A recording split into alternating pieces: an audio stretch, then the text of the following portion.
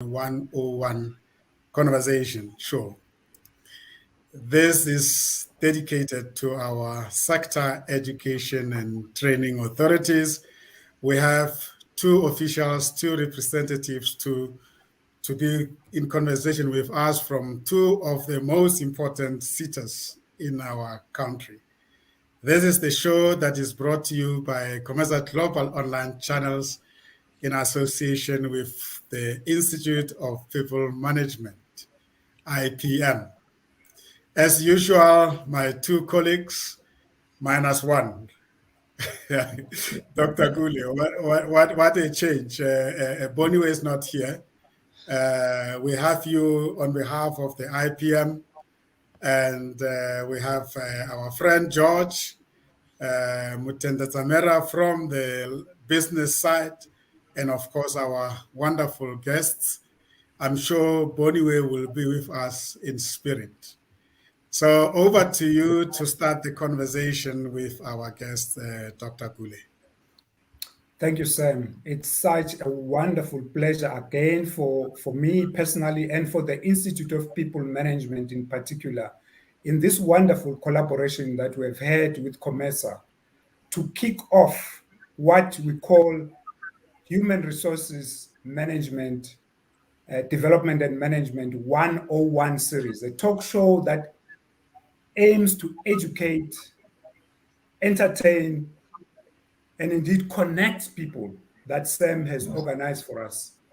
I'm so grateful that today we have Gugu Mkhize, the CEO of the InSETA Insurance SETA, and Mr. PK Naika, the General Manager at the FPN and MSETA, Fiber Processing and Manufacturing SETA, who are going to share with us their insights into their industries and into what they do in terms of people and development of skills in the country. So we're in for a wonderful treat. This is a conversation, and we're going to keep it that way, flowing conversation and educational conversation. And I welcome our beautiful guests to this show today, and I know that our audience is going to love what we do. My name is Dr. Jerry Gule.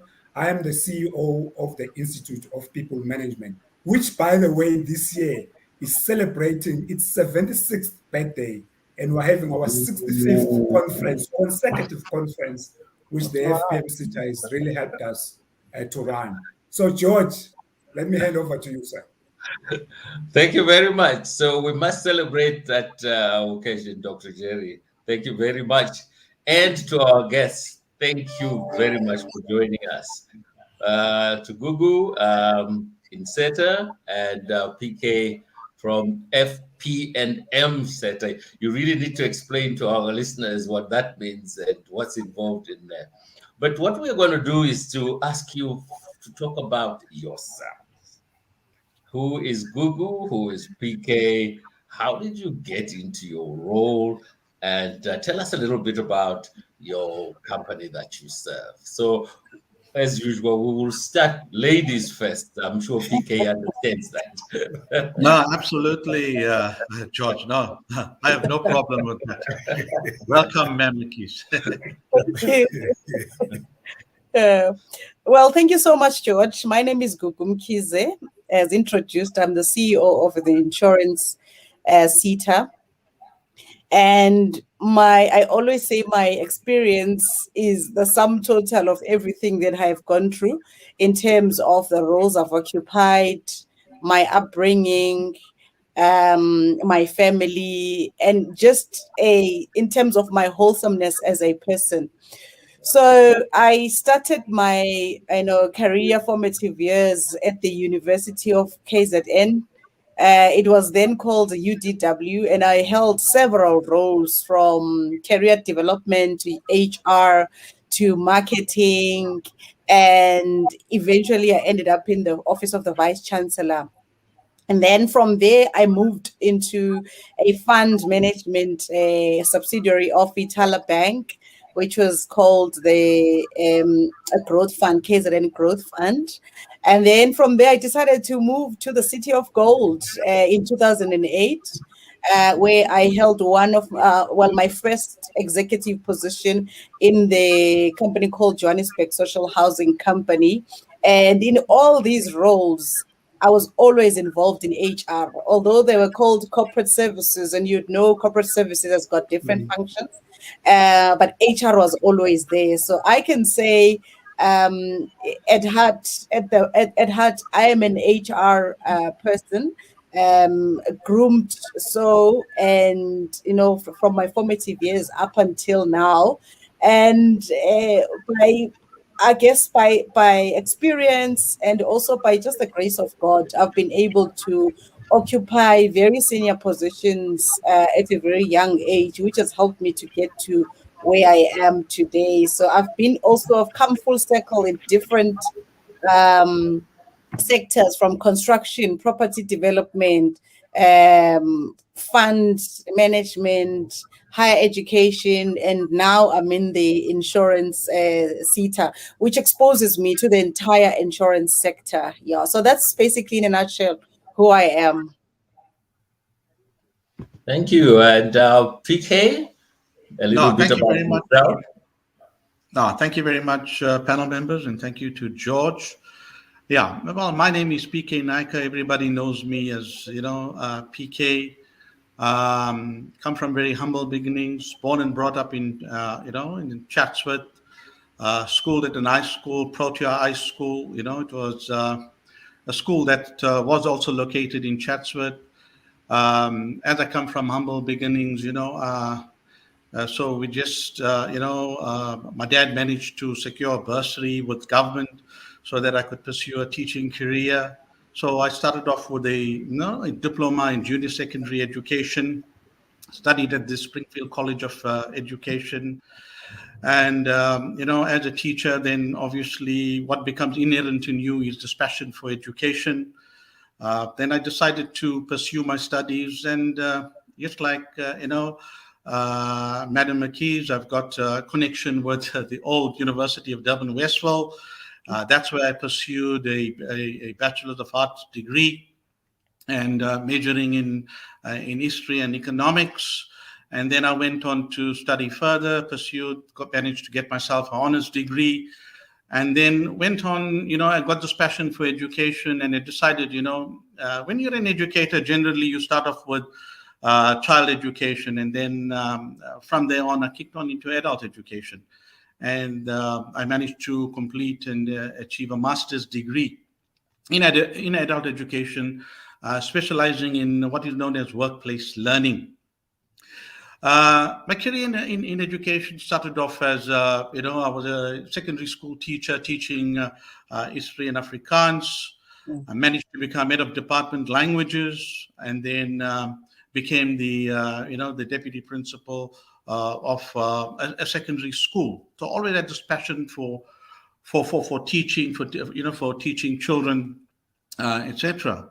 And then after 20 years, in education, in high school, secondary school education, I decided then to change a little bit and to, move up a gear in terms of my career. But you can only do that through, obviously, if you are a believer in human capital development. That's when I joined the Sector Education Training Authorities. An opportunity came up in KZN. Then I joined the what was then known as the CTFL SETA, the Clothing, Textiles, Footwear, and Leather Sector Education and Training Authority. There I was what is known as the ETQA manager, the Education Training Quality Assurance Manager. So if you want to understand what education is all about, if you want to know about, the accreditation and how qualifications work, how the NQF operates, how qualifications get registered, why it is important to have nationally recognized qualifications, etc. So that is where my expertise lied. So I was the actually senior manager in education and training in the field of quality assurance. Then I kicked on to become the CEO of the CTFL SETA. I was an ex-CEO, the chief executive officer of the Clothing, Textile, Footwear, and Leather SETA. And then, unfortunately, because the clothing, textile, footwear, leather sectors were shrinking at that point in time, so it impacted on the levy income of the SETA, so to speak. So we were about the smallest SETA Amongst the then, I think it was about 26 SETAs. So in 2010, 2011, unfortunately, we were forced to, well, fortunately, we were forced to merge in order to increase the skills levy, income base of that SETA. And then we merged with the other SETAs, which was the FETA at that point in time, the Forestry Sector Education and Training Authority. And also we had, some of the subsectors of the MAP SETA merge with us, join in with us at that point in time to become what is today known as the Fiber Processing Manufacturing Sector Education and Training Authority. As I mentioned earlier, something that I'm very passionate about is about making a difference to people's lives through education, training, skills development, because I've seen what it has done to my life, what it has done to my leader's life. Currently my leader, who happens to be the CEO of the FPNM SETA, that is Dr. Faleng Yende. She has pursued and managed to get herself a doctorate degree. So you could see how education and training can make a valuable contribution in people's life and can really transform people's lives. So what I'm really strong about and what I'm passionate about is about transforming the lives of the unemployed youth, showing them that they have got a future in this country, and giving them opportunities to escape the shackles of poverty. All of us have been there. We have come from very humble, beginning. We have seen how education can be used as a pathway, obviously, to a better life. And that's what it's all about.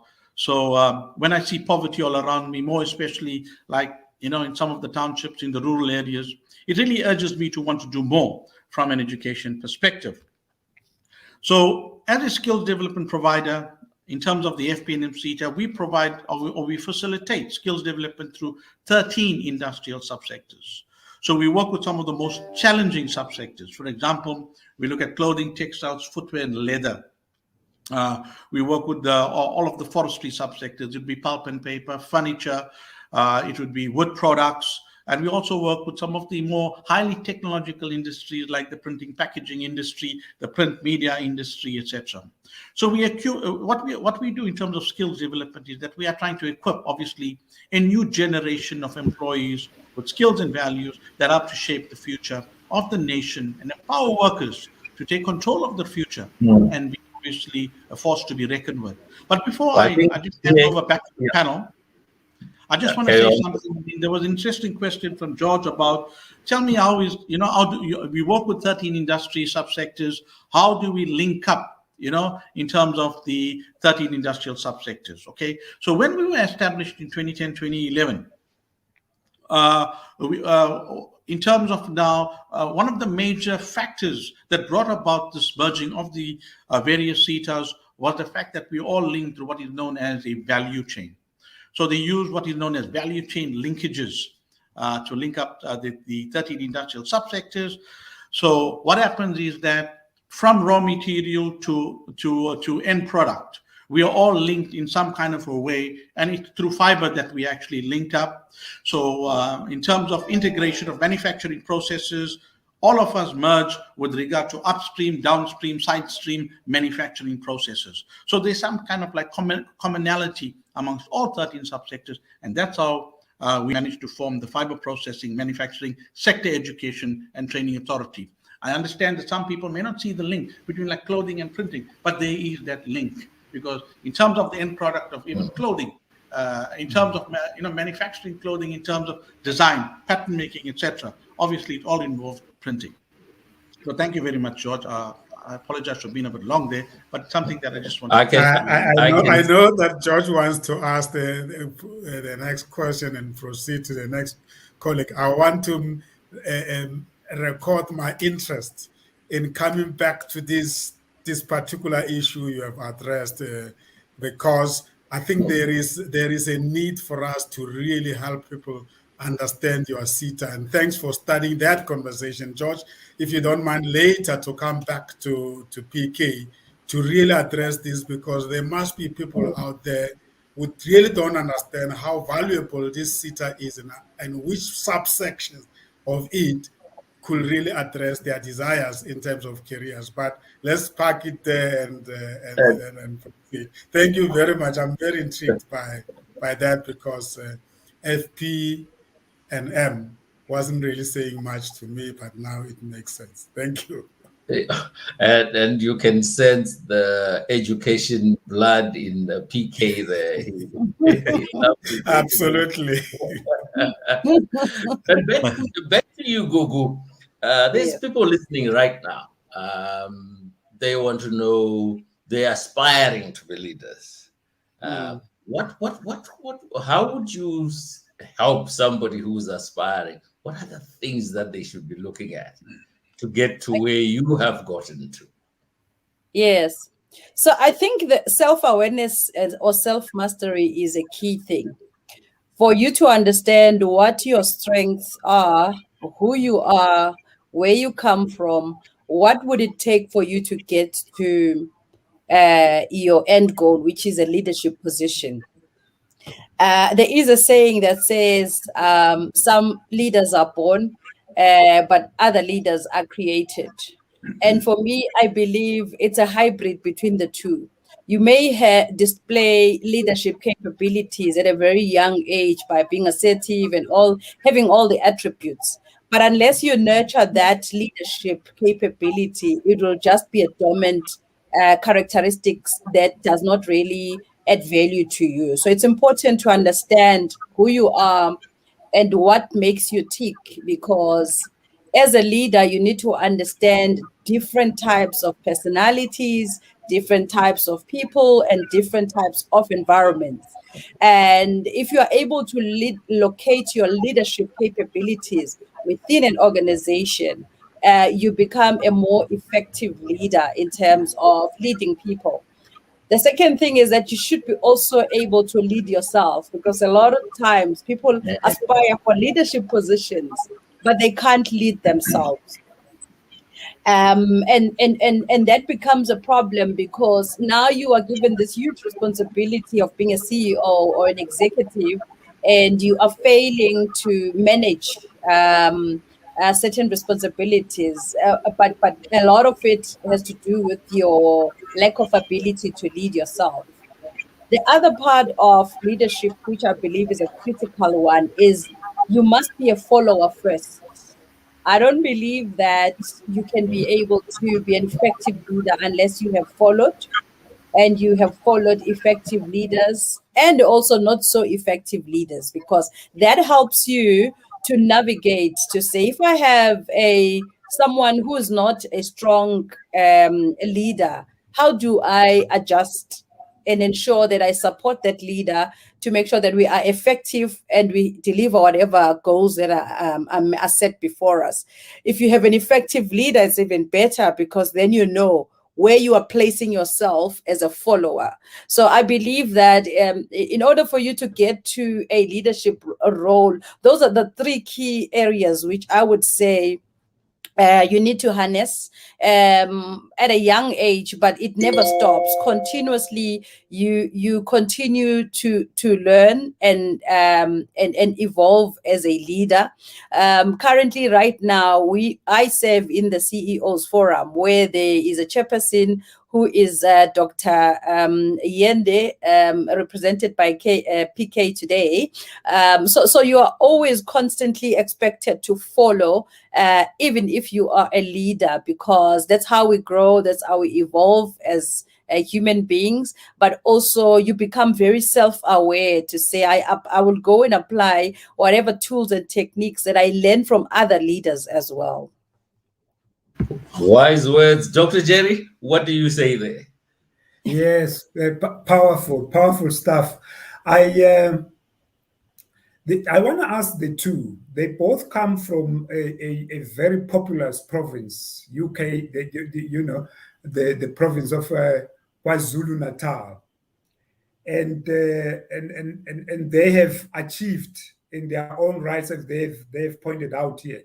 Someone listening to you and aspiring to be at these levels that we have been, CEO level. I mean, we all look to these sort of levels where we want to be, but this is not easy to. Why would you aspire to be a leader? I'm sure you guys have met challenges, and sometimes you say, what am I doing here? Have you had those moments? And I will start with you, PK. Have you had those moments where you say, why am I a CEO of this thing? What am I doing here? Because it's not easy, it's tough. Have you had moments of toughness where you wanted to walk away? PK?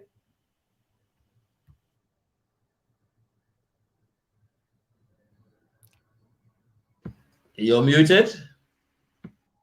Sorry, I'm not muted. On my screen, I'm full. Can all of you hear me? Thank you very much. I apologize for that, but I was not muted. Thank you. Yeah, when you're a chief executive officer, when you are a leader of an organization, actually there are more challenges than what you would expect. Everything becomes a challenge. And fortunately, I've been working with some of the best leaders, in organizations. And there's no better leader in an organization like our chief executive officer, Dr. Feleng Yende. What I want to say is that in terms of challenges, like for example, if you want to look at a case study, I could look at the FPNM SETA as a case study. With regard to our challenges, for example, in 2010, we were a non-performing organization. We've come from in 2010, 2011, 2012. We've come from what is known as qualified audit opinions by the Auditor General. At that point in time, the FPNM SETA was functioning at a 49% overall performance. And here comes an inspirational leader, an excellent leader that comes up with an excellent business plan in Dr. Yende. She was appointed to the SETA in May 2013. She managed to address challenges by focusing on an excellent business strategy, business plan. She had a different type of a vision.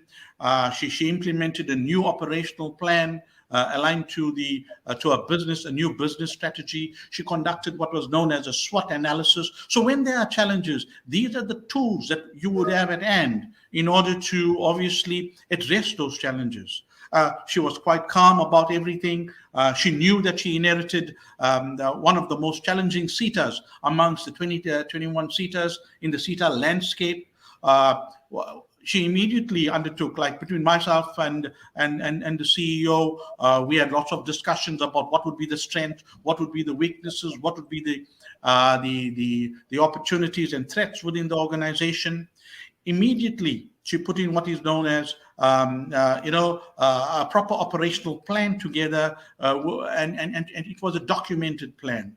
She worked in a very systematic way, in a very strategic way. She started off with obviously a proper organization, an all-round 360-degree organizational review of the organization. Where we started to make changes with regard to the organogram to see how we want to drive the SETA going forward. And I can assure you, we have seen the fruits of the business strategy of the SETA that was implemented since 2013. For example, when I look at the statistics now, in terms of the 7 audits by the external auditor, the Auditor General of South Africa, of the SETA, we have had 7 unqualified audit opinions, 5 of which are clean audit opinions. If you look at what happened in 2010, 2011, the SETA was operating at 49%. I can tell you that in our last 3 financial years, the SETA has an 100% performance. Okay, there's been all-round performance in the various business divisions as well. So as a leader, there will always be challenges, but it takes those exceptional leaders, okay, that would overcome these challenges, that would align the organization, that would bring the organization from stormy background into calmer waters. Okay, so this is what Dr. Yende has done for the organization with regard to challenges.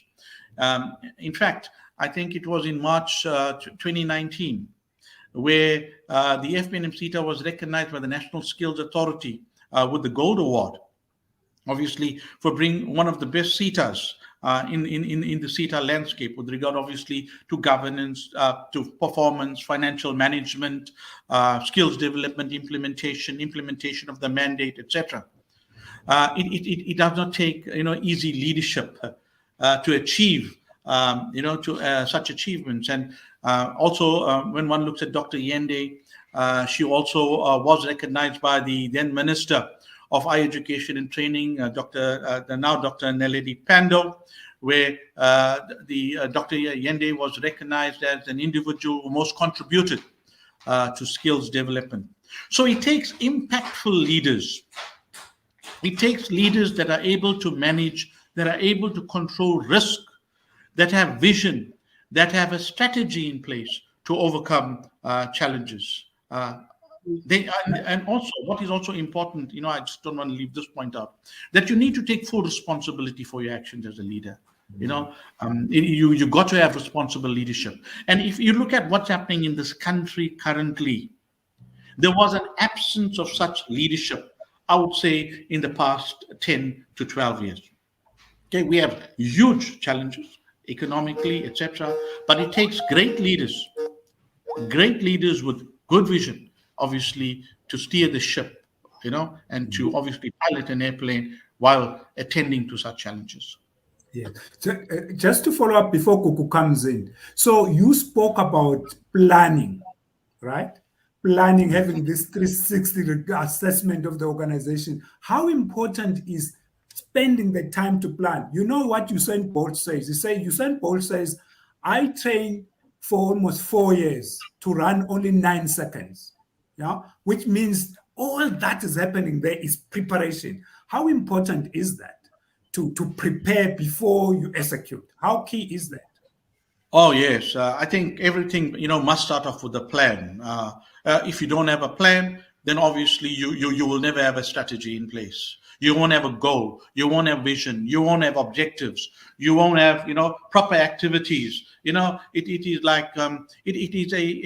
is like you got to follow what is known as a step-by-step process. So that's what the plan gives you. It gives you goals. It gives you outcomes. It gives you objectives. So it's critical that you have a proper, well-organized plan that you will execute with that. But in that plan, obviously, you need to factor in the various steps that are going to take you to the final outcome. From objective, it's got to lead up to, obviously, the final outcome, which has got to be a positive outcome, if you've got a proper operational plan in place. Operational planning is key to the success of your organization, is key to achieving your mandate. It's key to achieving the vision of the organization. If you don't have a proper operational plan, you are never going to make the impact. You are never going to control the risk. And it's going to, obviously, then you are going to fail as a leader. So, yeah, but PK, I know that George is going to challenge you on the VUCA, because you can have all these plans and this thing that we have now called COVID-19 upsets the plan. But I'll leave that to George to ask. Gugu, how do you deal with all these things, achieve what you've achieved, given all these dynamics that you have? Just to follow up on that question. Thank you. At the center of every leader are people. The success or failure of a leader it depends on people. So I believe that it's important to be a leader that has vision, but at the same time, it's important to have equally capable people who are going to translate your vision, your strategy into operation and run with your vision. If your organization or people do not buy into your ideas, they don't buy into your strategy, they don't buy into what your plans are, you will fail dismally, because you need people. That's why it's important, one, to invest in people.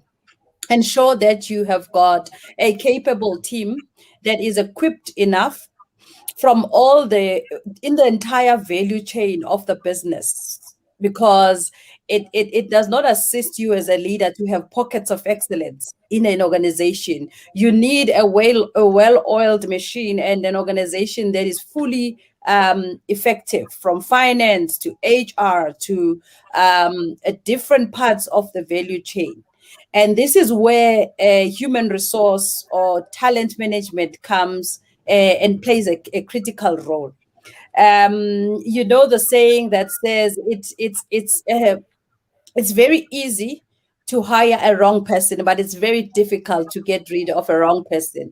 Why? Because once you make a wrong investment in human capital and by bringing the wrong person into the organization, you're compromising a part of the value chain. So for me, I believe that yes, my success has been based on my vision as an organization, because it's very important that as a leader, you are clear on what your expectations are. You are clear on what direction you want to take the organization to. However, once you have clarified that, you need buy-in from your internal stakeholders, which is your staff across all levels, to say, this is where we are, but this is where I'm taking the organization. And I need you to come along with me so that we are able to turn around the organization. So I believe investment in people is a critical aspect of the success of a leader, because you're not an island, you are not a jack of all trade, you are not able to do everything on your own. You need to just paint the picture of, this is what I want, and there are some people who need to complete that picture for you by now executing what you have outlined in terms of your vision as a leader. Let me hand back to George. Yes, and Dr. Jerry anticipated me. I think when I interview anyone, I always want to talk about the environment that we're currently operating in. And it's volatile, it's uncertain, it's complex, and it's ambiguous. And it affects all sectors. Now, SETA is a sector that is in the insurance sector. Tell us, who's in SETA? What does it do? But how are you coping with this, shall I use the word craziness that's around going on right now? And Okay. perhaps just before Gugu answers that, is how are your members coping? Because in terms of the rush for claims and all those type of things, how has that unsettled them? Because it must have been a very, very shaky time. And it must have impacted on you, because they probably ignored you and focused on dealing with all these many claims as a result of these many crises. If I can add to that, it would be great if you can answer that. Okay, so the insurance sector is a sector that is subdivided into 10 subsectors, where we've got unit trust, risk management, insurance, pension funds, your healthcare insurance, short-term insurance, funeral insurance, as well as reinsurance. So that's the breakdown of the insurance sector as a whole. And then in terms of our profile, if you look at the employers that are in the insurance sector, we've got 3,600 employers that are split between large, medium, and small companies, or what you would call intermediaries. And the largest contributor in terms of our levy would be our large companies, which are about 180 companies. COVID-19 has had a very negative impact in the country or globally as a whole. But in terms of job losses, if you look at the insurance sector, it has not been as bad as we had anticipated. We undertook a survey in the middle, I think it was around August, September. It was the first survey where we were checking with the sector what their predictions would be on the job losses. There has been job losses, but they have not been that much. Obviously, we know that one job loss is one too many. So that's the environment we are operating at the moment. So from an organizational point of view, we aligned ourselves with the regulations. So we've been working on a hybrid model. So and we were working on different adjusted levels from 30% capacity, 50%. Now that we are on level 1, we are considering increasing the percentage of employees.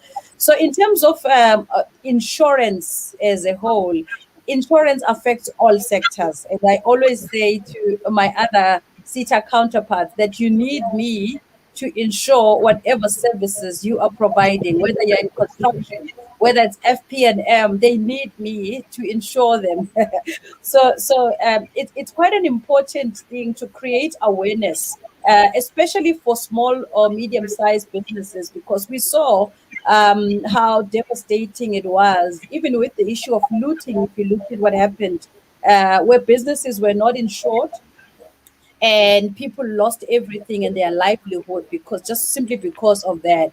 So insurance has become more elevated at the moment, where it's critical for us to go to rural areas, remote areas, and also just promote skills development within the insurance sector, and highlight to young people the importance of getting into these complicated sectors like your FPM and SETA, insurance SETA, and all the others which are not commonly attractive to young people, but make sure that we go and really sell our skills offering and the different types of career options that people have in terms of insurance. Yeah. So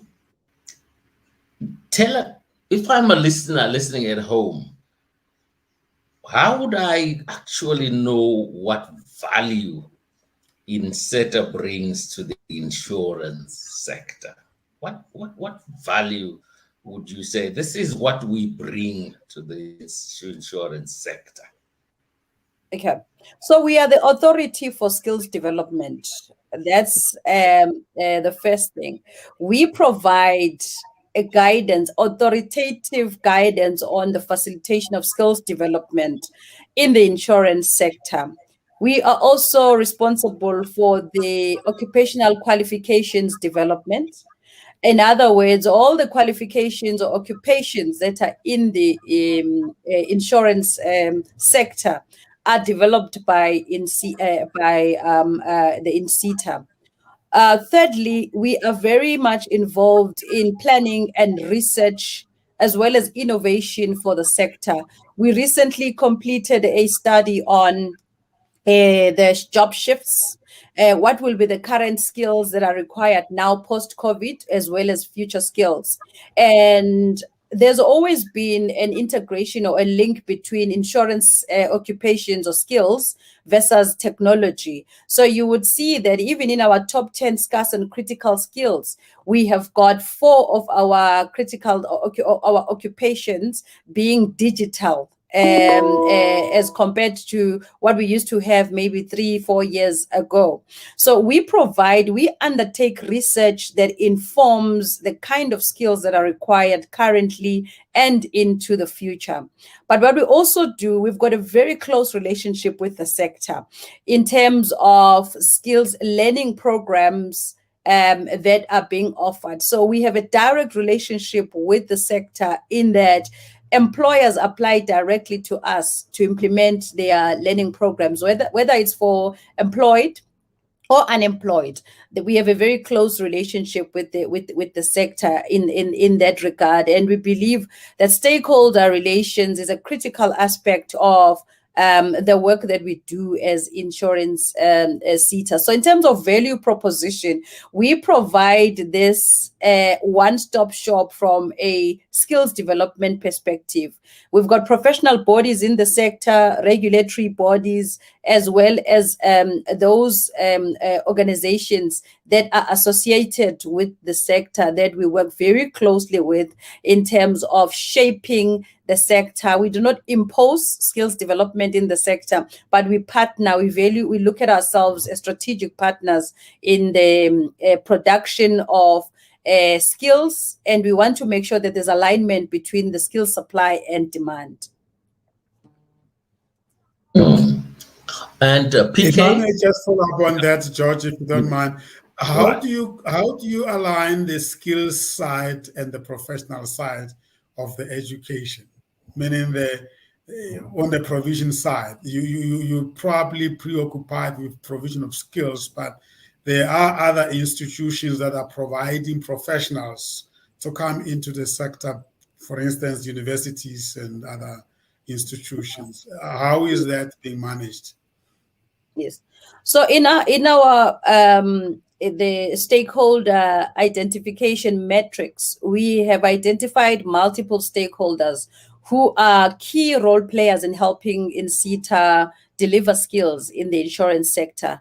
One of those is universities of technology, TVET colleges, private training providers that are play a key role, because we don't ourselves implement skills development, but we get universities of technology, and all our delivery partners to help us to provide those qualifications, or provide the necessary training or learning interventions that are required for the sector to thrive. So on an annual basis or periodical basis, we have MOUs that we sign with different institutions of higher learning, as well as private providers. And based on that, we then define which area in terms of our learning programs, because we've got different learning programs, and in our case, we've got a strategic plan, or APP,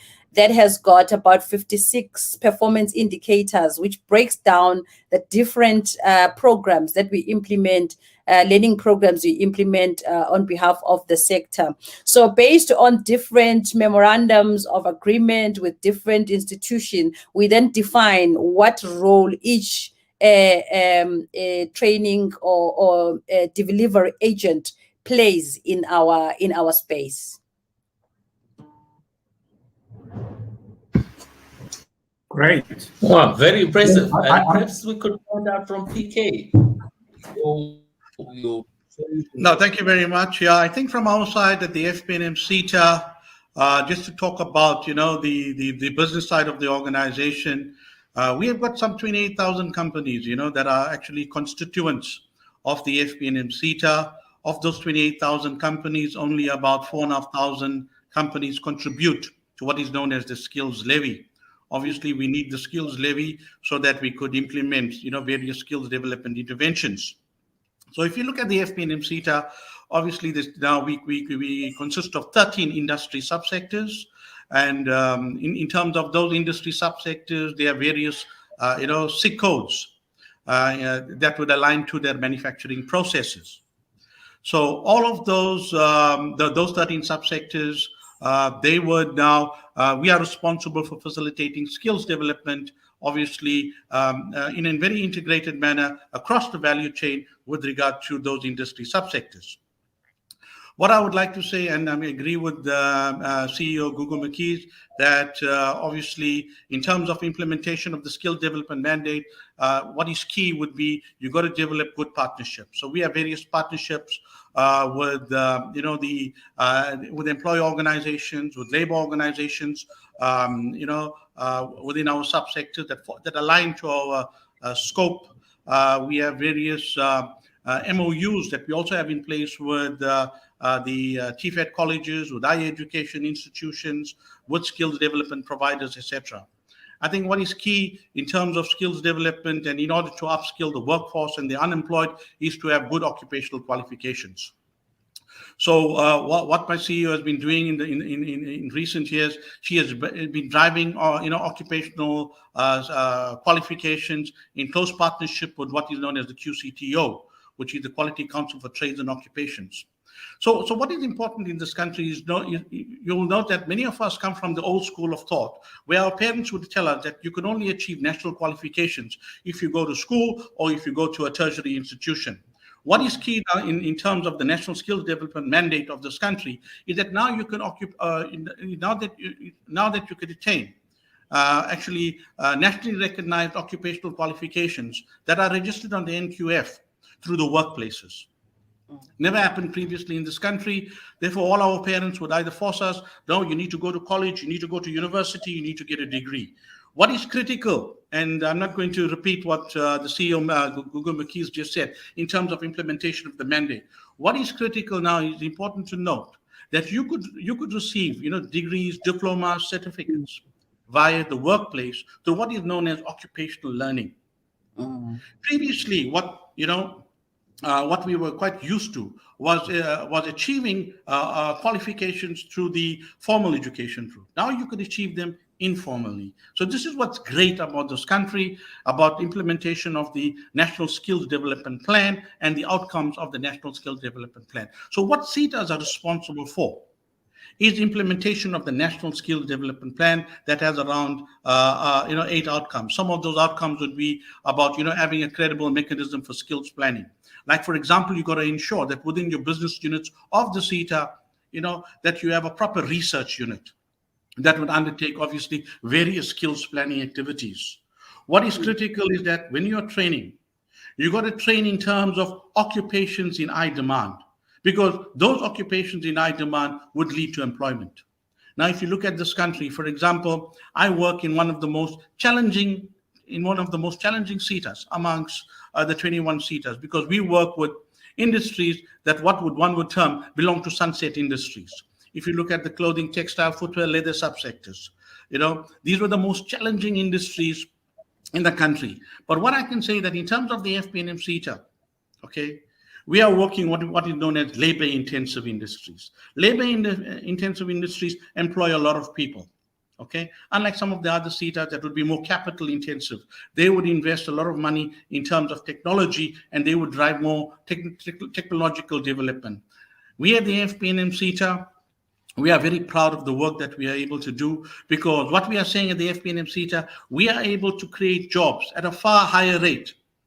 Okay, being the fact that we are labor intensive. For example, if you look at the old, Chinese adage, you give a man a fish, you feed him for a day. But if you teach him how to fish, then obviously you are able to feed him for life. We at the FPNM SETA, we are able to say, if we give people, like, for example, sewing skills, okay, they are able to become entrepreneurial. They are able to obviously self-sustain themselves. They are able to obtain, garment construction skills, sewing skills, pattern making skills. They will be able to make garments, and through entrepreneurship, they're able to sustain themselves. Therefore, we are saying that we create jobs at a far higher rate than most organizations would. So I actually wanted to ask a question along that line. Your SETA, and that is, what are the entrepreneurship development interventions that are driven at your SETA level, seeing that you are dealing with quite a number of industries that are labor intensive, which means that if we can create new entrepreneurs in your sector, you could actually address the issue of unemployment. I'm not sure about the in-SETA, whether there is opportunities for people to start small businesses in SETA, in the insurance sector, because it sounds quite a bit challenging in terms of the sophistication of the product. So I'll leave that to you to share with us your experiences there in terms of entrepreneurship, because that's a big issue. That's a big problem in this country, in my view. I think as PK is indicating, there are so many options in terms of the new dispensation from the National Development Skills Development Plan. What is important is that in the past we used to go for either university or a college or UOT because we were doing that to get a job. But at the moment, our country requires people who are going to be employment creators rather than employment seekers, because we can see the devastating percentage in terms of high unemployment. And we know that it's a combination of factors that has resulted in that. One of the examples or one of the reasons for that is the mismatch between the skills demand and the skills supply. But entrepreneurship is a critical aspect to that. And to that end, as in SETA, what we have done, we have got a dedicated program for supporting entrepreneurs or SMEs in the insurance space, because we believe that it's in order for us to turn around or to turn the corner in terms of our economy, we need to support businesses, not only those who are coming into in terms of establishment of their businesses, but those that are currently existing at the moment. One of the challenges with our one of our stakeholders, which was the coming from the small companies, was that during the lockdown they had to cease operation completely. Why? Because they are not technologically advanced. They are still used to the old method of knocking and going to schools, going to hospitals to sell insurance products. And guess what? During the COVID-19, all of that stopped. So our capacitation is critical in assisting our small businesses with helping them with technological tools to reach clients, to be able to sell their insurance products using digital platforms, over and above just offering them the training, because the sentiment was that as small businesses, we don't want to be trained, but we want SETA to show support by giving us the tools for navigating through this difficult time or post-COVID in terms of growing our business. And we've been able to identify entrepreneurship from a support point of view as one of the critical aspects to helping the entrepreneurs to get on their feet, but also small businesses, because another issue is also networking. During that time, because they're selling, insurance products or insurance services. Without networking, you are in an island if you are either a financial advisor or a broker. So partnerships and also putting them on the platform. So we are in the process as well currently of organizing various webinars to support SMEs and also create that networking platform digitally, where they can be able to connect and also have access in terms of learning from one another on how they have navigated through the COVID pandemic. But critical is ensuring that our businesses do not suffer or do not close down as a result of COVID-19. George, before we leave this point, I just want to push our guests a little bit, if they don't mind. There is, and I'm going back to this question of Google mentioned quite clearly that the success of any organization lies in its people. At the IPM, this is our slogan. You are not going to make it as a business if you are not good with the people side of the business. That's where you have to spend your time. And therefore, I have two questions for you there.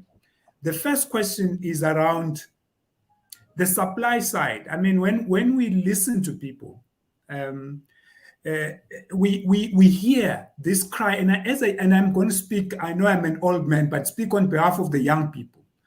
Everybody, we adults, the dodos, the baby boomers, we criticize the supply side of education and say the education, these people who are coming out of the system do not have what is required, right?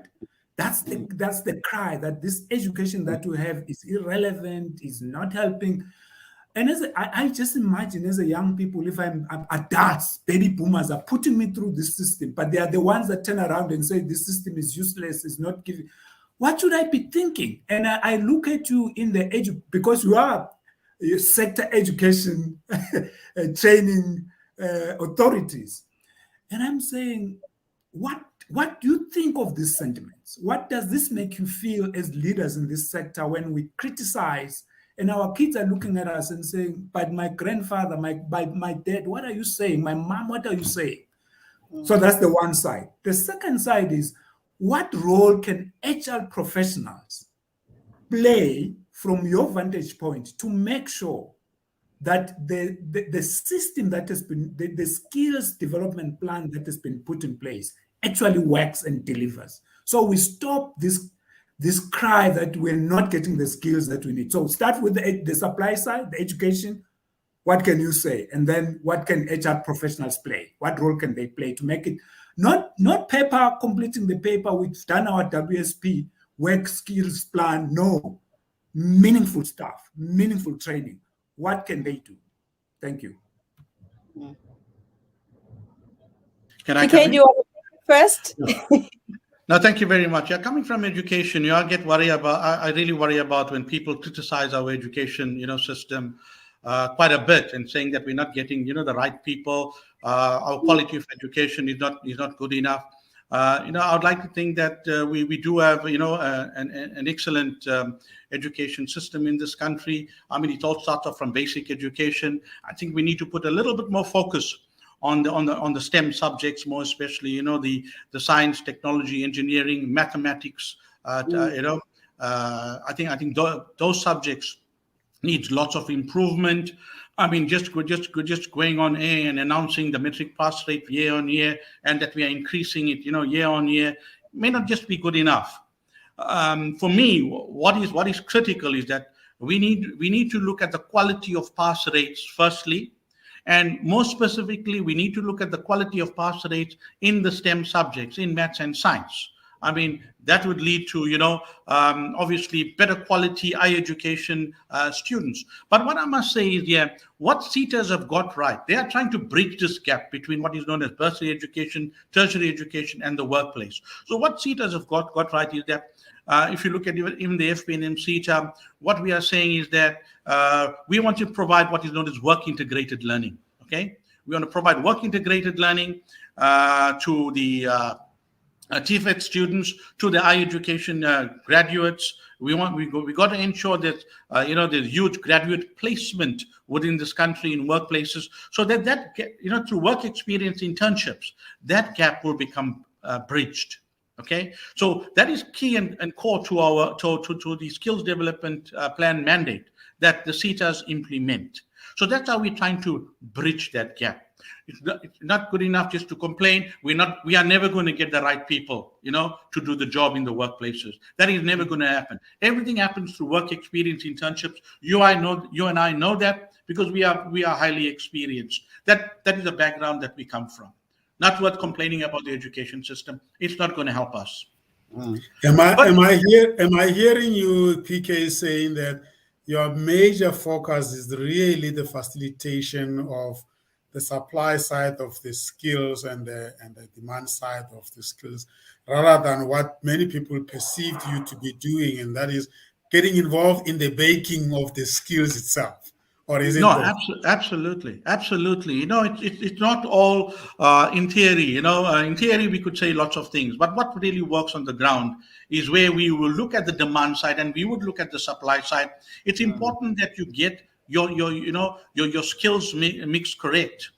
You got to be promoting those skills that would lead to jobs.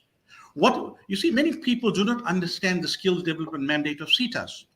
What SETAs have got right in this country is what no other education institution has got right in this country. So in terms of SETAs, we are engaged in what is known as occupational specific training. Okay, occupational specific training leads to direct jobs. We are able to create much more employment in this country than any other sector. Okay, we do it directly, whereby it's via through many impact studies that we have commissioned in the past. What we have noticed that year on year, post training, we've got like a 70% employability rate. Post training, which we are not getting from other sectors. So there is much return on investment in terms of the way we are implementing the skills development mandate in this country, which don't get talked about much in the media and in the press. Okay, they want lots of people question, what is the mandate of SETAs? What SETAs are doing? Google, will you say that therefore the landing of the SETAs was unfortunate, because it looks like the way the SETA model landed was not correct, because it does look like people are still stuck in the wrong thinking that you ought to be fixing this problem of shortage of skills or irrelevance of skills. Meanwhile, you are saying that you are like the enablers, you are like the change agents, and has enough education happened to the relevant stakeholders to understand what your mandate is? Or are you still in this cloud of people confusing with all the providers and the recruiters and everything? Because I hear a lot of recruiters say, "Oh, this SETAs thing, we just paying the levy to comply." But to be honest, we're not getting what we want. But it looks like you are saying that they are not seeing the impact you are making. So who is not doing what in terms of really conscientizing, educating, and really advocacy work? Because otherwise, then the good work you are doing is not being seen. If I hear what is coming out here, it looks like there's an aha moment here. But what more other people out there are not getting this aha moment that you are bringing across? Yeah. So absolutely. But what we've done as a SETA and through the CEOs Forum, we have created a catalog for all SETAs, and which basically promotes what each SETA is responsible for. But as PK is saying, from sector to sector, there's very clear understanding of what the mandate of SETAs are. I would say in SETA, for example, our stakeholders, which is the insurance sector and all the role players involved there, are very clear on what we do. Our role is to ensure that we educate people on what SETAs do beyond just our sectors, because there's the public, there's different interest organizations who might totally miss the boat when it comes to understanding what do we do as SETAs. But I believe that there is a lot of information. If one person is still saying they don't understand what the SETA does, it's important for us that we go out there and just demonstrate what we do as different SETAs. But I believe that from sector to sector, there's very clear understanding of what each SETA does. But just to go back to the question that Dr. Gule, you were asking about skills, where as the older generation, when young people come into the organization, we have got this sharp iron that we want to chisel them and make sure that they are on the straight and narrow.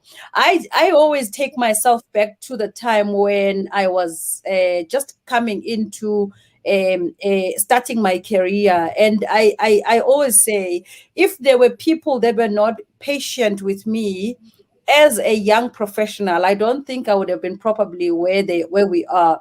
And we see this a lot with people who have got lots of experience, who are very impatient with young people. And remember, the kind of young person coming from university and they are going into the work environment is a totally different person that we saw 20, 30 years ago. This is someone who is technologically advanced. This is someone who has got a different orientation from from society. This is someone who has experienced probably they've seen the World Cup, they've seen COVID-19. So they're coming with a totally different perspective into the workplace. But we are not really paying attention to what they have experienced. I mean, I'm just thinking about someone who was supposed to finish their matric or degree last year during COVID-19, and they were trapped because of COVID-19. And this person is going to go and try and migrate into a work environment. And there is Gugu, who is like an iron lady trying to make sure that this person is on the straight and narrow. I think we need to, if anything, COVID-19 has taught us to be empathetic. It has taught us to be accommodative and understanding. I never woke up and became a CEO. Someone worked on me and I worked on myself. And we need to exercise that level of patience as leaders and allow people to evolve and grow. One of the things which I think is missing also in our in the way that we implement the skills development is on soft skills.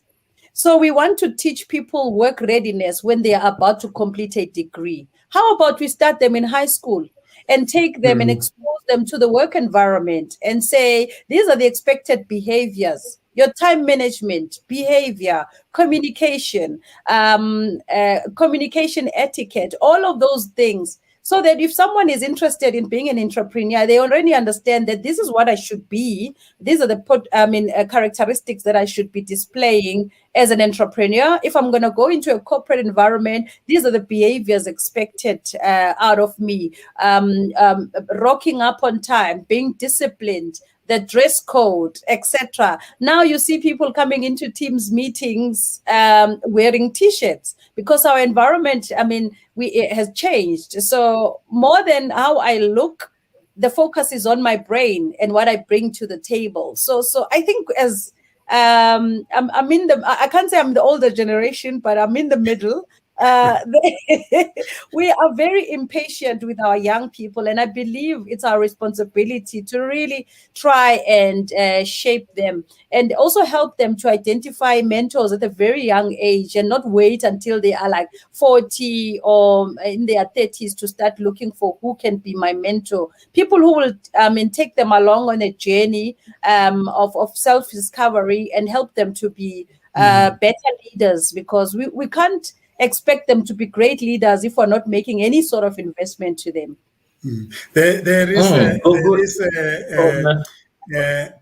is a belief out there, or a perception out there, that you are barking the wrong tree when you go to the companies and trying to get their engagement, in the sense that they are saying that you are going to a population group that itself is struggling to get the point across, and that is the human resources group, if I may say so, Dr. Kuli. They say that the human resources itself is struggling for resources to do what they want to do.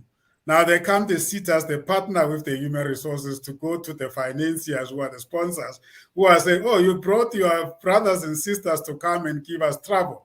So basically what I'm saying is they are saying that the real transformation has to happen at the stakeholder group in the companies that is really charged with the responsibility of budgets to employ. And that is the line management. And they're saying that we don't seem to be having the right language for these sponsors who are controlling budgets to really hear us. And maybe that is a suggestion there as well, Dr. Gule, that we need to partner very strategically with the SETAs in convincing the budget owners to really invest in this mandate of the SETAs. What is your view? Exactly. That's why I was asking the question. What would they advise the HR professionals to do in order to make sure that it's not just filling paper and completing a WSP that never gets implemented? That's why and you are so right, Sam. I agree with you. Can I just come in here, Dr. Gule? Can I come in there? Yes, sir. Yeah. I think in terms of the skills development mandate, I think the workplaces, and more specifically HR, the human resource departments within workplaces, they need to get it right first.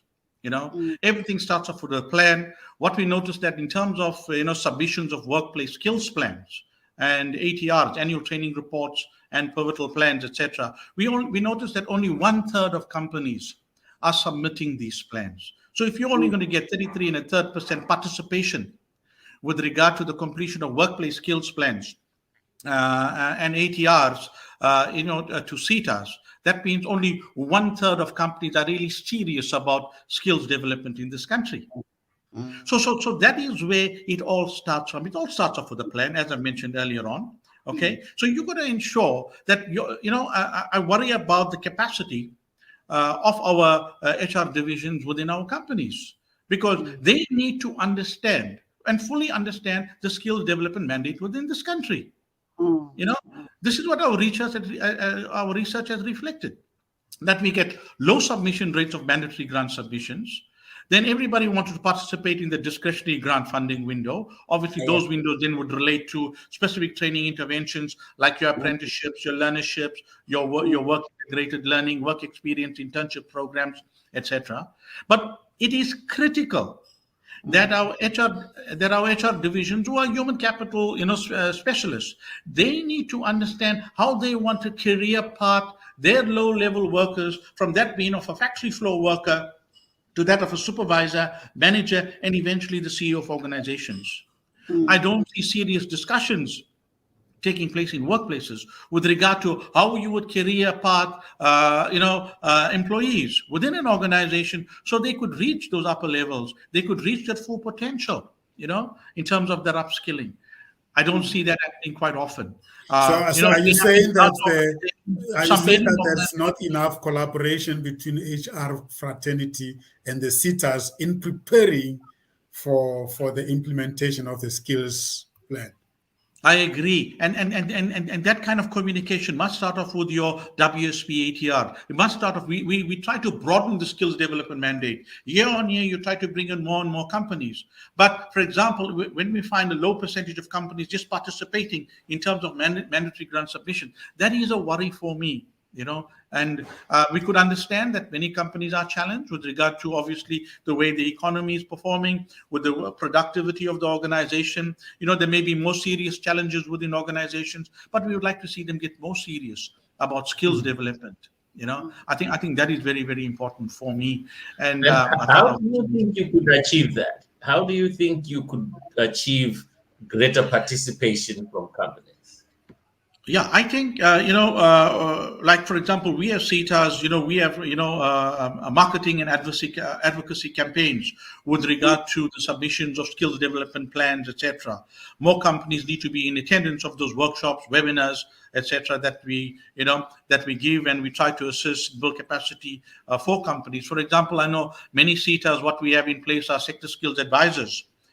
These are independent contractors that at the cost of the SETA, they would go to companies and they would assist and build capacity for SDFs, HR practitioners within organizations, making sure they understand what the mandate is and how they could, be brought into the loop with regard to skills development. So, but they as organizations as well, obviously core to the education and training of an HR practitioner would be the skills development mandate of the, of the country. And at the beginning of the SETA era, there was a big drive for the development and training of SDFs inside companies. Correct. What has happened to that? Has it been taken over by so-called independent consultants or independent SDF? Was that what happened? That I thought was really that something that companies need, something that I think the SETAs, in my understanding, there had budgets.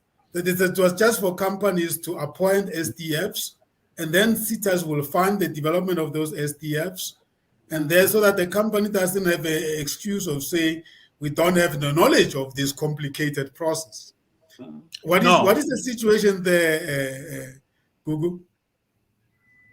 So it is still there. We are currently implementing a hybrid. So you'd find that in some organizations, depending on the size of the company, they have got a full-time SDF that is employed internally. But in other organizations, they opt for independent SDFs. But we do provide full capacitation of SDFs as SETAs, and we support them on an annual basis with information, as well as just ensuring that we arm them with the necessary tools to provide value, to bring value to the organization. So it is still happening. It's just that others opt for a hybrid approach. What will be the recommendation from your side? What do you prefer? What do you think will work better to support the model and achieve the bigger mandate of more involvement by companies? Because I've had companies say, this thing is so complicated, we'd rather just not get involved. Or let's get an external person to help us. Once it's filed, we are happy. We'll see at the end of the payout of the funds. We'll get the SDF to complete forms, get paid, and then we are sorted. So it's actually, as Dr. Guli was saying, it's actually a paper exercise which doesn't help anybody. I think organizations, and I can speak for INSETA, they have realized the importance of skills development and upskilling of their workforce as the jobs shift, and also as technology takes over some of the the functions. So for me, it is immaterial whether they have got full-time SDFs or part-time SDFs. An organization needs to be linked to an SDF or an equivalent of an SDF, and depending on their structure and their requirements, they would define what they need. But as long as that is understood by the organization, that the role of the SDF is to support the organization in complying with the skills development requirements, but also ensuring that the WSP ATR submitted, they are meaningful and they are going to translate into proper training interventions for the workforce as well as those who are coming into the sector. So for me, I think any approach is important, as long as SETAs, there is a direct link between ourselves as SETAs with the SDFs and organization. We should be able to see value in skills development. Before I give George to ask you the mind-boggling stuff that we faced as a result of the period in which we live, some of the surprises that you guys may have come through. We say this is a show to educate, to entertain, and to enlighten. So I want a bit of entertainment from the two of you. Not that you're going to sing, but what I would like to hear from you, PK and Gugu. You are human beings, right? You eat food. What are some of the cuisines and the places that you have visited that you really like, particularly as you go on those visits and people put out sumptuous lunches and breakfasts for you? What are some of the things that you enjoy in your life? I'll start with PK. Some of the food, and you are in Durban, my brother. That's the heart of food. What are some of the things that you can cook yourself and the stuff that you enjoy?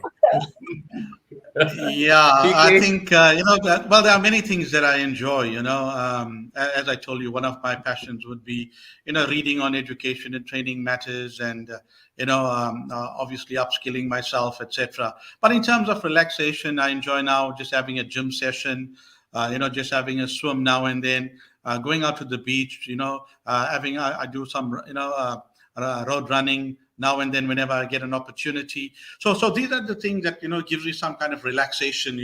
The implementing the skills development mandate is quite a serious, stuff. So I try to find, different avenues, different ways of trying to just, relax myself. I'm not that much of a cook, therefore I think Indian men, we marry good wives. So,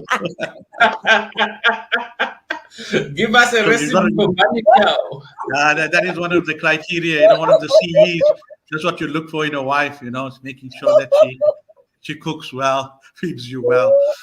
So look, I'm fortunate in the PK, sense that assumes that she doesn't want to go and be in the corporate, or she chooses to play the balancing act. Absolutely. Yeah. I get permission from my wife to say these things sometimes. As long as she's not around, I think I'm allowed to say these things. So I'm not that much of a cook, but I know I can make a toasted cheese sandwich now and then, just to ensure that I'm surviving. But these are some of the things that I love. But my other passion is enjoying to be with the children, with the kids. I told you that I'm fortunate enough.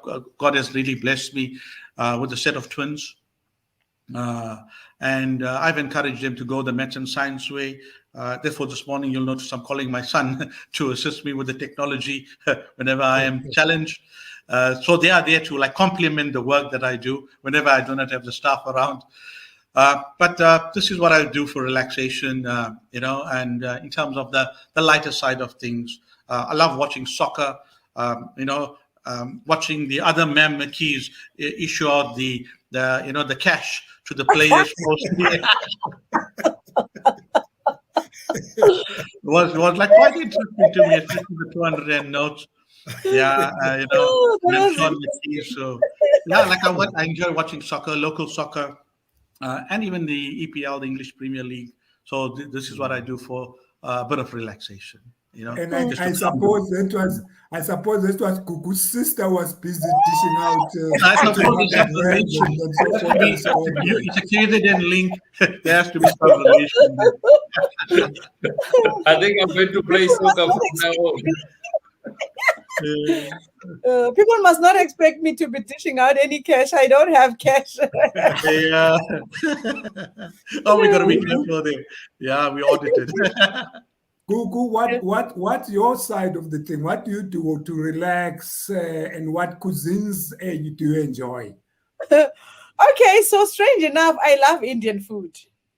Yesterday I was having naan with chicken butter chicken curry, so I enjoy it, but because of how nice and addictive it is, I mean, I'm from KZN, so you'd understand why I like Indian food. But there's one of my mom's delicacies which is my favorite, and she knows when I'm in Durban that she cooks for me all the time. So I don't even know whether you would understand it, but uphuthu nemfino and boiled chicken. So it'll be mealy meal and spinach and boiled chicken.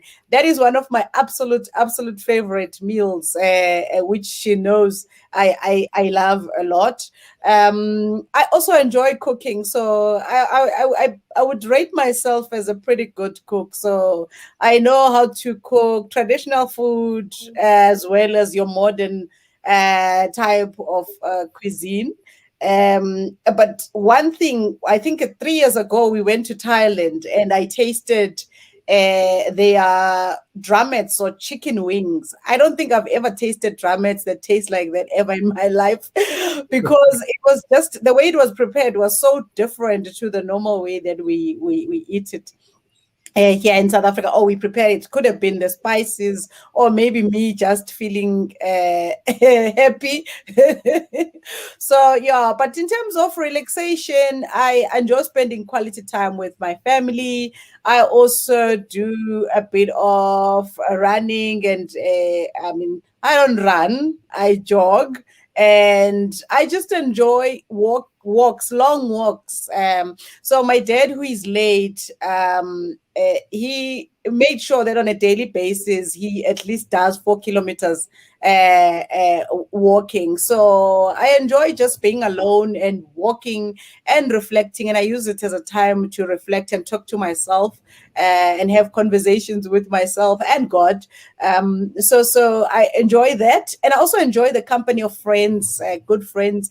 And I think once you get to these positions, you can't create new friends, because you never know whether the friends are genuine or not, that those friendships are genuine or not. So I keep a very close circle of friends, and we, so from time to time, either travel together or spend time together, just talking about silly stuffs, as anything, relationships, marriages, and politics, religion. We talk about anything. So that's the time I use to relax, which is not a lot though, but I have taught myself to disconnect, especially working from home. And I think this is what many people are struggling with. The disconnecting from working to being at home, because I'd find myself being on the laptop till 10, 11 at night, and I was like, no, this is not healthy.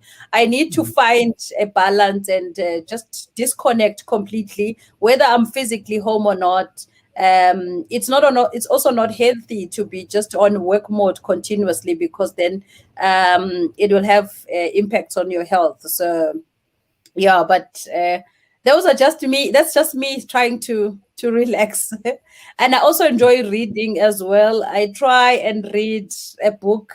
I mean, at least once in 2 months. I'm not a fast reader, so I read my books and I take my time, but I absorb everything. So I don't put myself under pressure. There are people who can read a book in 20 hours or in a day and finish it. I can't do that. I'm not a speed reader, but I like getting insight from different people and understanding from their perspective how they're viewing life. Yeah. Thank you so much. That was entertaining. George, back to the serious stuff. The issues that you are dealing with. I know that's your lovely question. No, I was actually going to follow up on last one on that book to say, if a listener is listening right now, what book would you recommend to them? I'm reading currently Kim Heller's book, The Politics, South African Politics Unscripted. And it's a very interesting book because she gives us a wide perspective of what politics is, but it's raw and it requires someone who has got a very thick skin, but a very interesting a book about how our politics is being interpreted and how the media is basically playing a role in filtering our truth. So the book is quite interesting in that it opens your eyes to look at things from all angles. So I would recommend it if you're someone who wants to understand, the South African politics and what it means for you to be a South African living at this day and age. Okay. Now, I know Dr. Gule is talking about the heavy questions, but you mentioned something that really touched me around the generation gap between the new employee coming in, their values, the way they look at the world, etc. And for me, the question is, what does your organization do by way of helping these people? Do you use coaching? Do you use mentoring? If you do, what are you seeing as the result of your efforts around this? Yeah. So mentoring is a very key aspect to someone's development. So I'll start with the first, our organization internally. We are very big on supporting and mentoring young people. We currently have, I think, about 15 or 20 interns that we are bringing from different either UOTs, TVET colleges, and we place them in different positions within the organization to in different departments so that they would understand what a finance department looks like, what happens there if they are studying finance in HR, etc. And we're using this as an opportunity to teach them. And I always say, an intern coming from fresh from university, you as a manager internally have the best shot of showing them what a corporate environment looks like. And if you are giving them or teaching them bad habits, they're probably going to take those bad habits with them wherever they go. So it's very important that we teach them about the organizational culture, a uniform culture, to say these are the values that we subscribe to as an organization. These are the expected behaviors for someone working for the organization. And I think this happens across all other organizations as well. What we've done as a SETA as well to support young people coming into the insurance sector, we have got a program called a mentorship program where we take retirees or those people who are almost about to exit the sector to give mentorship to our young professionals so that they understand the technical aspects of their job, but also understand the softer part of how to navigate through the insurance sector.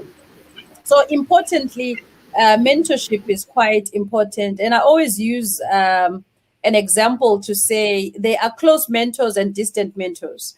There are a lot of people that I've learned from were my distant mentors, people that don't even know that they were mentoring me, but just by me observing them from a distance, either through reading their books, either through watching them on TV, either through working with them in the same organizations, but not necessarily saying, PK, you are my mentor, but just watching their behavior. You get to learn a lot in how a person carries themselves and all of that. Then you have close mentors where now I've established a professional relationship between myself and Dr. Gule, and we're going to have a mentorship that is structured. that works also as well. But I always encourage people to identify more than one mentor and choose them for yourself and say, these are going to be my distant mentors, these are going to be my close mentors, and this one is going to be either my social mentor or professional mentor. But make sure that you have a network of people that can help you to grow. And PK, how do you deal with that in the FP&M sector? No, thank you very much. Yeah, I think from our side, it's no different from what Madam McKees has just said. We as SETAs, for example, we bring in a lot of young people, both employees and interns into the organization.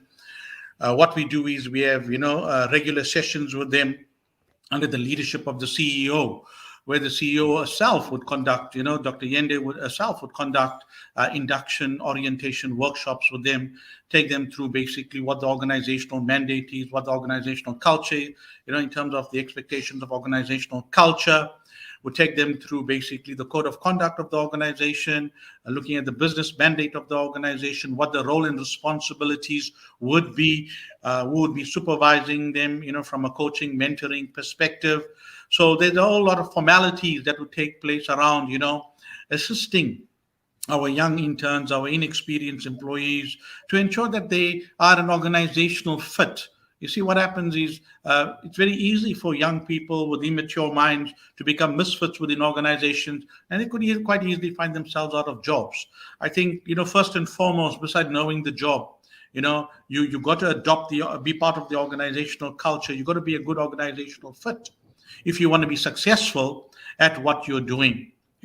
Like many of us, today, if you look at all of us, the reason why we are successful is because we would have had good role models in our lifetimes as well. They not necessarily be coaching and mentoring you, as Ma'am McKee said from INSETA. She says, no, not all of them will have to be there all of the time. They could be just somebody that, that were passing through your lifetime, and that you would see them as a good role model in life, and that you would adopt basically their teachings, and in terms of the way they would posit themselves whenever they had engagements with you, etc. So basically, it's no different. It's the same process in terms of inducting, getting people to adopt organizational culture, etc. But it is elements like these, where we try to coach and mentor the inexperienced youth, that would lead them to success in the future careers, in the future life as well. So not only in the careers that you're coaching and mentoring them with, it's also in providing them with communication life skills as well, so that they become successful. You want to develop them what is known as holistically. It has to be a 360-degree development whenever it comes to the youth. So Okay. would just leave it there. Thank you. In terms of the future, what are the employees of the future looking like in your sectors, and what are the burning issues that you need to address to make sure that those employees of the future will be available when you need them? I think, if you look at employees of the future, I think the employee of the future will be far different from the employee of today or from the past. Basically, in order to survive in workplaces today, one has got to have, what is known as competitive edge. You got to be quite technologically advanced. You got to ensure that you have a clear vision, that you're competing well within workplaces to survive. You got to ensure that you are forever, a lifelong learner, that you're continuously upskilling yourself. And that is where obviously, the HR division, HR personnel would play a huge role in terms of development and upskilling of future employees. I think it's absolutely critical that we need to expose our employees, especially our young employees obviously of the future, to what the future trends are with regard to, like, when one look at innovation, when one looks at agility, when one looks at 4IR, These would be the skills of the future. We need to ensure that they're upskilled in terms of like things like robotics, providing them with analytics, Internet of Things, looking at things like blockchain, looking at things like artificial intelligence. When a new employee comes on board, or when a future employee comes on board, these would be the requisite skills that would keep him in employment, going forward. Those would be the requisite skills. When one looks at future and emerging skills.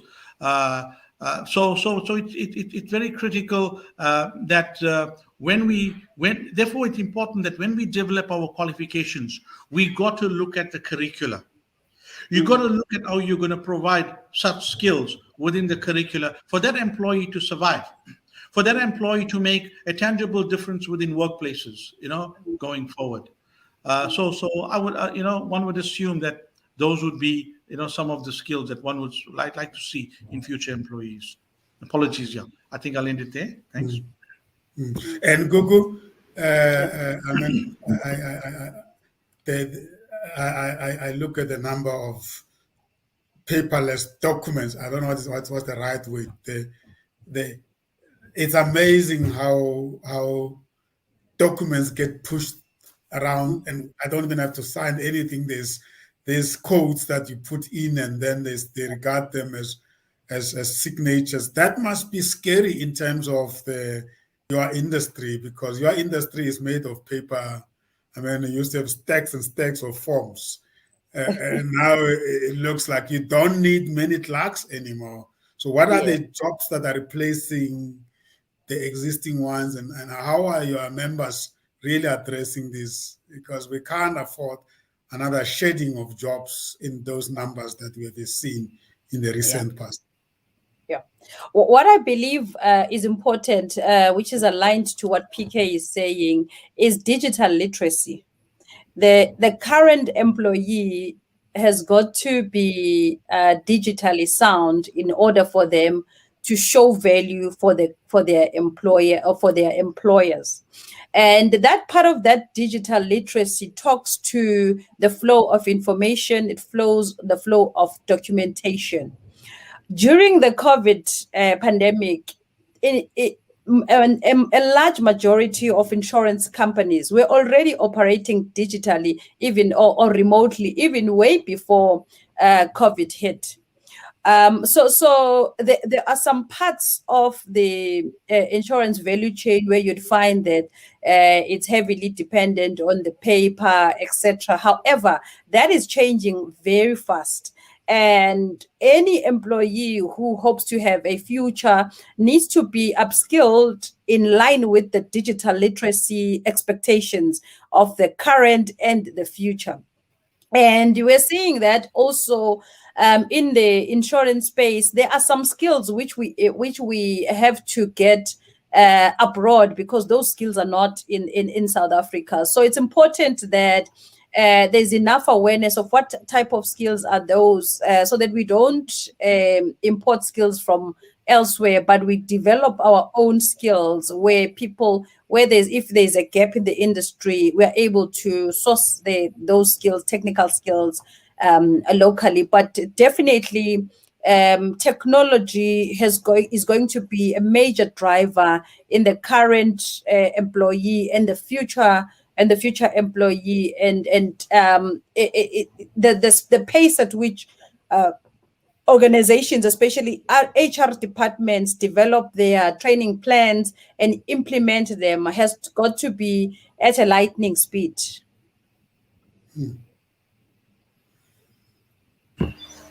And I suppose the question around technology generally, how it's going to affect the way you work.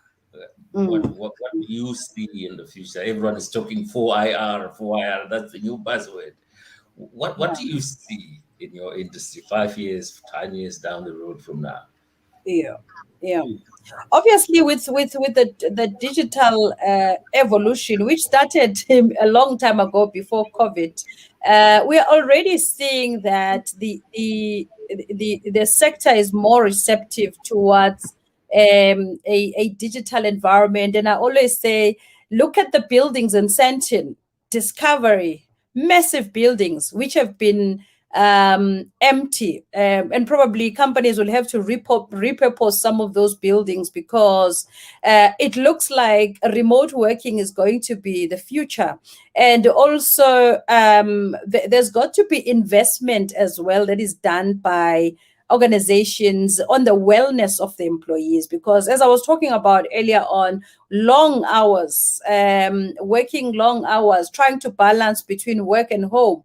We had an incident in the office not so long ago where one of the employees was saying, the company is expecting us to work from home, but you know what? We don't have desks. We don't have chairs. So, excuse me, on a daily basis, I'm sitting in my couch and doing my work. So organizations need to reimagine the work environment totally different to what it is now, because obviously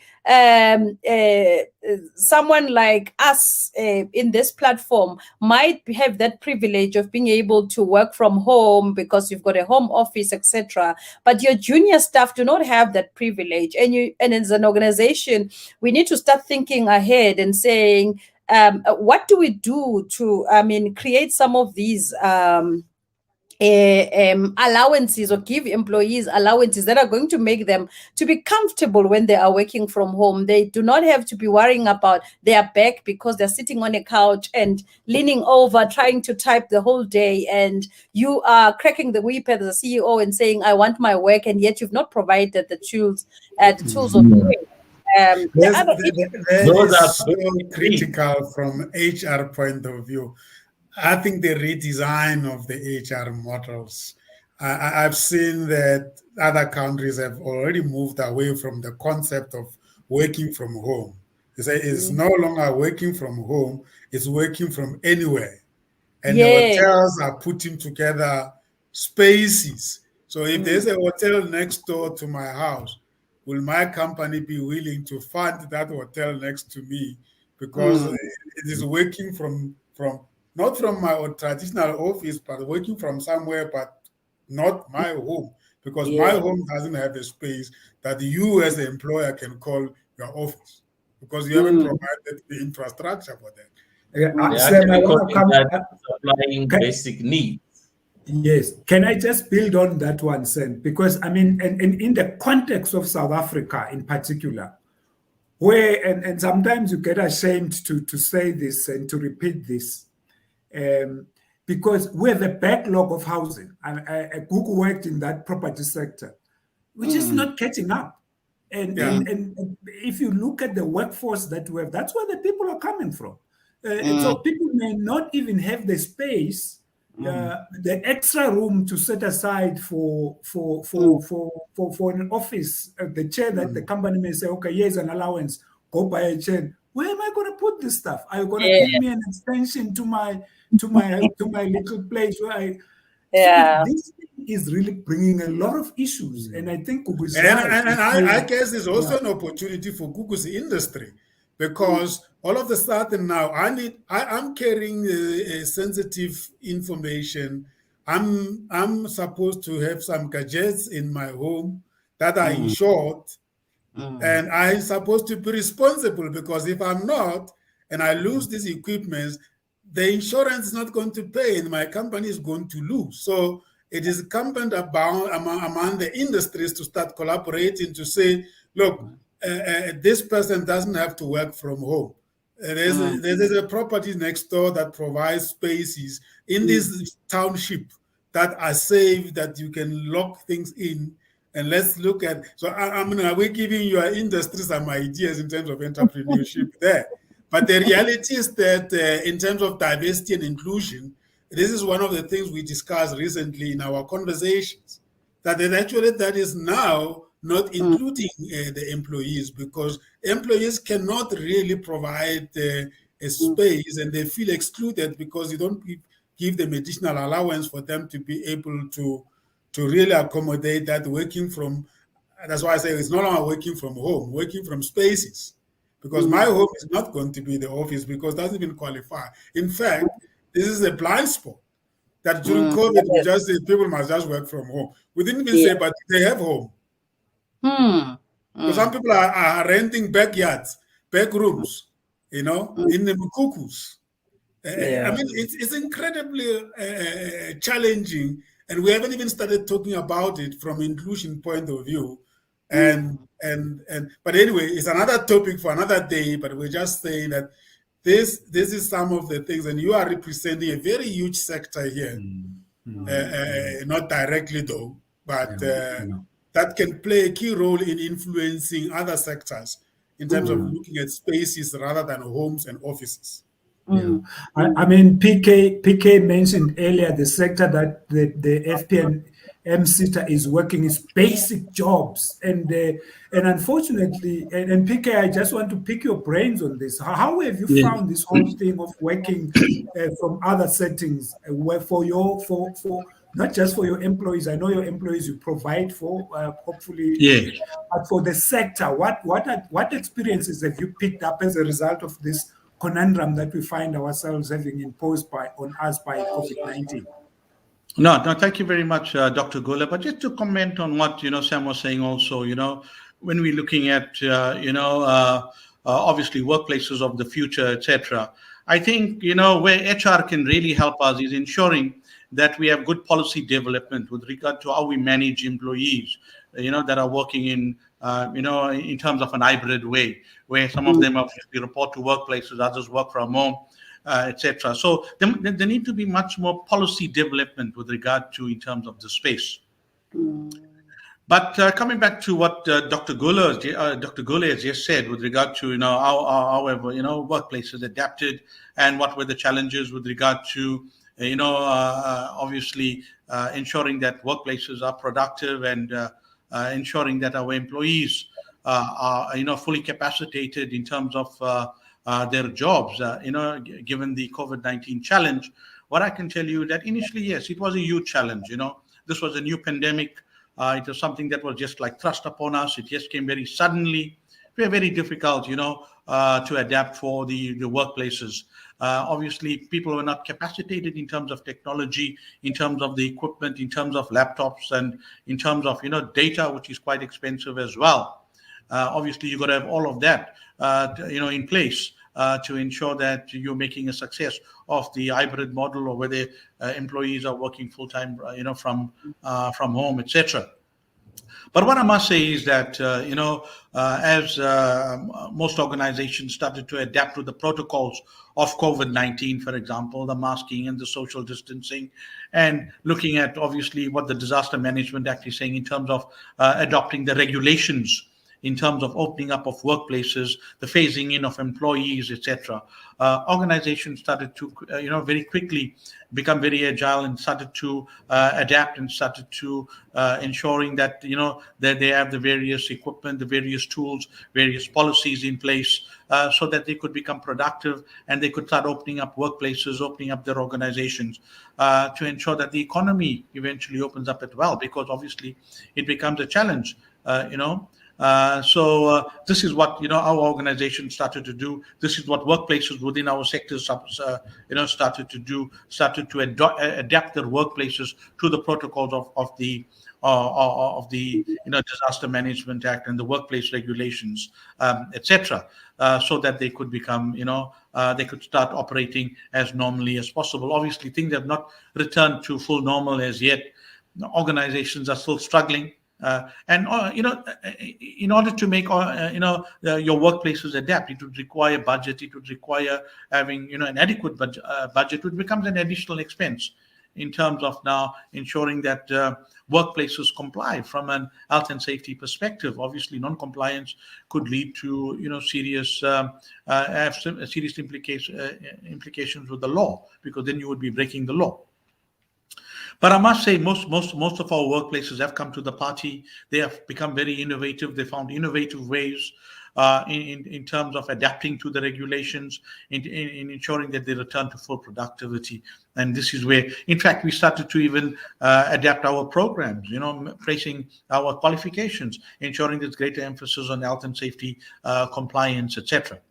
So first and foremost, in order to return to normality, you got to ensure companies are complying. You don't want them to fall foul of the law. Neither do you want them to point fingers at the FPNM CETA with regard to implementation, whereby we start to insist that they start to started to implement our skills development projects and programs, but then they fall foul of the law. So the first thing we do as an organization is that we insist on full compliance first.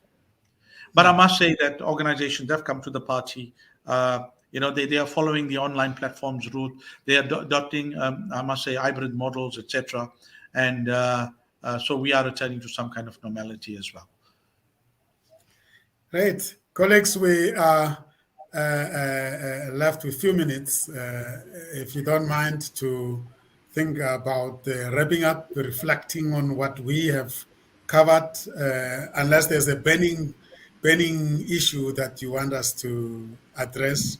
Otherwise, I will suggest that we wrap up by just reflecting a little bit on what issues are standing out from this conversation, and what messages do you think we are raising, and what recommendations do we make out there to really help in addressing the mandate that the SETAs have, and also broader topic of creating jobs and entrepreneurship out there, to make our country better.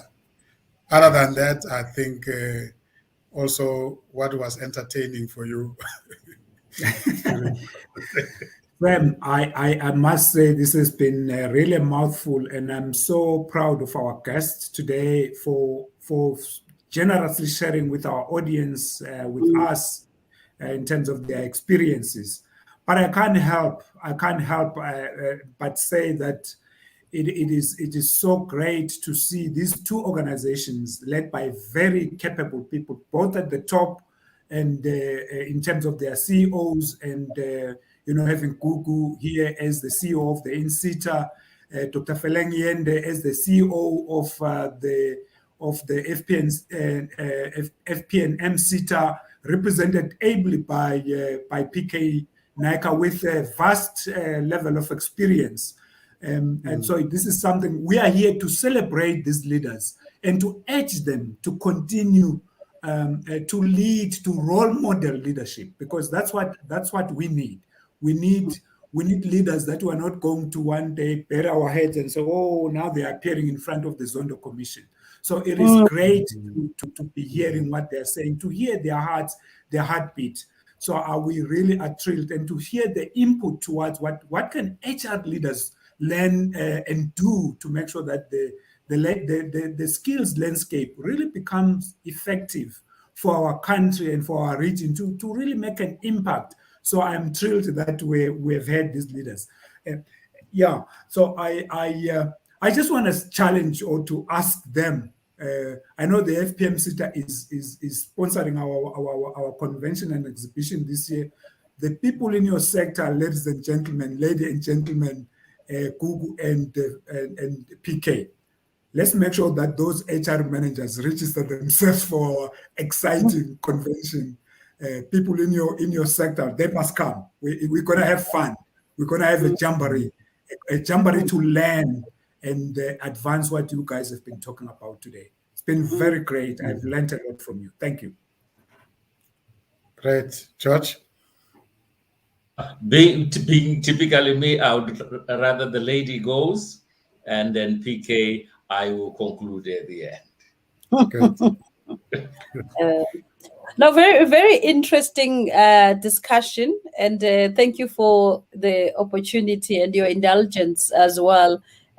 Great food for thought, and we are glad that we're able to have this conversation at a time like this in our country, where we are faced with a number of challenges. But such conversations help us, because anyone watching would be able to come up with an idea, would be able to come up maybe to spot a gap, to say, here's a business opportunity, or here's an opportunity for me to be better, and I can be able to close this gap. So this conversation is not just about only the audience, it's about people who would watch it even beyond the session today, and be able to reflect on it and pick up on a few lessons. What I'm taking away from the session is, firstly, the key role that leaders have to play in ensuring that the skills that we have, the current and future skills, are agile and they are aligned to how we can be able to stimulate the growth of our economy. But secondly, the role that people play in different organizations cannot be underplayed. And it's important that we capacitate, we give them the tools and support them in terms of their development and their growth. But also, thirdly, just creating a conducive working environment within organization is also an important thing. And I think Sam mentioned the issue of creating workspaces rather than physical locations, which I think is a key thing going forward. And then lastly, the issue of technology and how it is going to shape our future going forward, I think is important, that even in our planning or our skills development plans and interventions are aligned to technological interventions, so that we're able to see value for money or return on investment on the training or learning programs that we facilitate as SETAs. Thank you very much. Thank you. Thank you very much for your contribution and your time and the passion with which you really participated. It's as Dr. Kuli said, it's really, really motivating. PK? I think, no, thank you very much, Sam. Firstly, I'd just like to thank my partner, CEO McKees, for excellent views and sentiments in terms of skills development, well articulated. So thank you very much, CEO McKees. Also want to, appreciate our partnership with IPM. I think we've got an excellent partnership with IPM. It's been successful year on year. Now, one thing about IPM, and I must compliment IPM, is that, year on year, they always come up with something very innovative. Like, for example, I think in the last year, they came up with this innovative online platform, and in which we managed to join the conference and the workshops. It was excellent. It's something that I've been promoting even in terms of some of our other workshop, service providers as well. So thank you very much to IPM for the excellent work that you're doing. I think that the conversation that we are having, I think is an excellent conversation, between Sam and George. I think it's an important conversation to have in this country. When one looks at the unemployment rate in this country, in terms of the real rate of unemployment, it's sitting at around 44.4%. I think, the lower rate is at around 34.4%. But when one looks at the real rate of unemployment, between the ages of 15 and 34 years, I think we should really be concerned. These are serious conversations to have, especially when one looks at the skills development mandate. And I thank IPM for furthering, the skills development mandate in getting our HR practitioners on board in terms of broadening their participation and now having an understanding of how they can participate with SETAs, collaborate with SETAs, partner with SETAs in terms of addressing, national issues like unemployment and the economy growing the economy within our country. I think other key issues that we have taken forward in this discussion would be the fourth industrial revolution, and future and emerging skills going forward. I think there were excellent, basically points and, key discussion points that was had with regard to that. And how we can address that going forward as well. I must say that in terms of the SETAs, I just want to just leave this one message, that SETAs have very good stories to tell. Amongst all 21 SETAs, there have been lots of successful stories. I think our president, we can be, very fortunate to have, President Cyril Ramaphosa on board with regard to, the sentiments that he have on how we are going to address skills development, on how we're going to address the unemployment issue going forward. I think he has a key focus with regard to his programs, the youth employment, the YES program, youth employment program, and ERRP, economic recovery, and obviously the recovery plan of the president, and looking at other key developments, government strategies that we need to partner with. So what I want to say is that I think we are getting it right. I think there are more successes within SETAs. We just need to articulate it. From my side, thank you very much, both Sam and George. Much appreciated. Beautiful. Once again, thank you very much, colleagues. You've been wonderful guests. My colleagues, Dr. Kule and George Mutenda Zimera.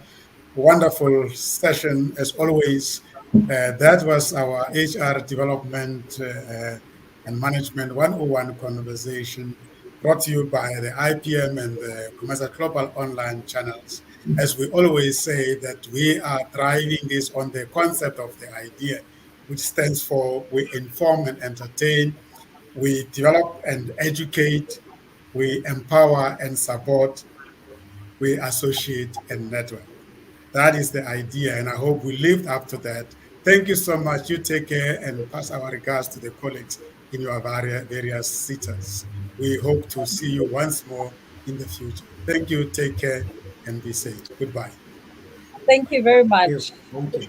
Thank you very much.